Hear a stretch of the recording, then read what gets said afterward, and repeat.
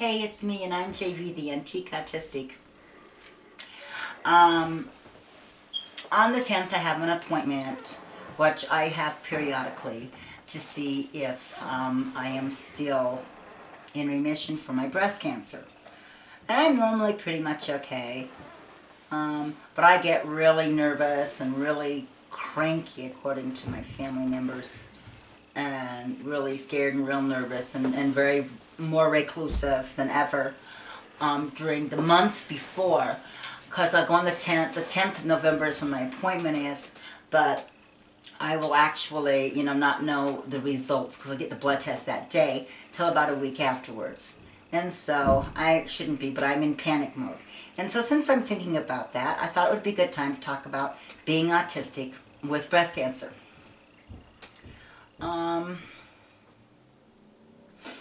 First thing is maybe to give some tips on what you can do to help. And I sat down and I started to write out a list. And I started crying because I came during my weepy period. I started crying anyway, so I just went online and I looked up a list from somebody else. I looked up, the woman's name is Sarah LaBarge. She is the author of The Invisible Girl, and she's also a breast cancer survivor. And she wrote a list of things to do to help someone. So, since thinking about it made me cry, I wrote down quite a few of the things she had on her list. Not exactly, but, paraphrasing pretty much the same. And plus I added a few things of my own. So that first, to let you know how you, as an autistic, can help someone, and it might be a little different if they're autistic or not, who has breast cancer. Okay, first thing I can tell you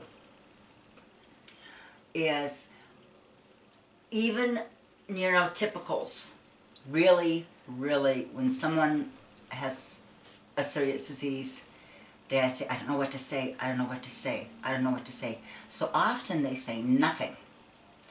Okay, now, so you take an autistic person, and that's 100 times over the I don't know what to say. So I'll tell you what to say. I'm so sorry. I don't know what to say. I don't know what to say, but I am so sorry that you have breast cancer. And then you go on and you make an offer of what you can do to help, which I'll tell you about later, okay? And if you're sad and you're afraid you're going to cry in front of her, go ahead and cry in front of her, because guess what? That gives her an excuse to allow herself to cry right then too. And don't let her talk, and let her tell the same story over and over and over again without you saying, you already said that. Okay? Just let her go on and on with it. Okay, and don't tell her about somebody you knew, your aunt, great Aunt Matilda, or somebody who had the same exact thing, and, oh, how are they doing? Oh, they died. Don't do that. Just don't do that. And also don't tell her, if you think positive things, you'll be healthy and you won't die. That's not fair.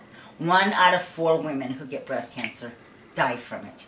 And it's not because they were thinking less positive things. And don't tell her, look on the bright side, okay? And don't interrogate her either, like, okay, well, what's the prognosis, what's the staging, what's the medications, how often. The only reason you would really ask about, like, say, going in for infusions is to offer, may I take you, or go with you, and stay with you during this time, And come to offer, bring food. You can help clean the house. You can, And when she's talking, you don't need to give her advice, really. Even if she's saying, what do I do, what do I do? Now, maybe if it has to do with money and you know a way she can access money, yeah, you can say, hey, yeah, I have money, and here's a place that I know can help you, or, gee willikers, I am going to I'm going to make a fundraiser for you, and then do it. be available to her, to take her to appointments, bring her small gifts, and then celebrate really small victories, like a day without puking, or getting out of the hospital, or finishing a round, or even a whole series of chemo, or if you get your, say, her breast redone, the start of that, you know, celebrate that with her. I remember when Monster #1 had breast cancer, and when she was going to get her reconstruction, we had a party, and I took those like Hostess cupcakes and put them on the cake for breast, and then put little Hershey Kisses on for. God, I wish that Monster. I'm gonna tell you something. When I got the breast cancer, I called Monster #1. I had a meeting and I said, "Please, I'm so scared. Help me." She said, "No, I'm not going to help you because you're afraid of me." So I refuse. And she said all sorts of other really horrible things too. But I was there when she had cancer. Every single day. Which, actually, I mentioned that in my Meet Bobby thing. If you want to go look at the video called Meet Bobby. But I was there, and I did fundraisers and all sorts of things. And those are very important. And if you have family members who are monsters like mine are, maybe you shouldn't tell them, because I wish I hadn't told my family members. Because, and this is how they really are.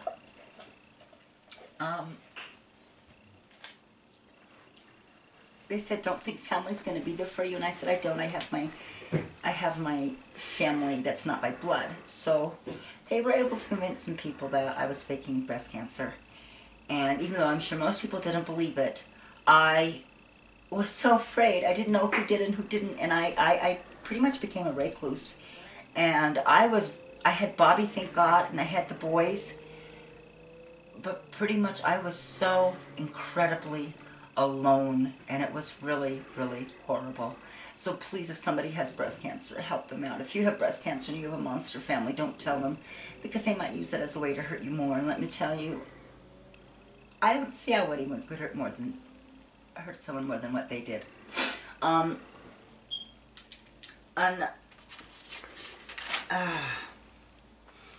And also, it'd be nice to do things with her to get her mind off of things, you know, besides cancer. Take her out to lunch, a spa day, for a massage.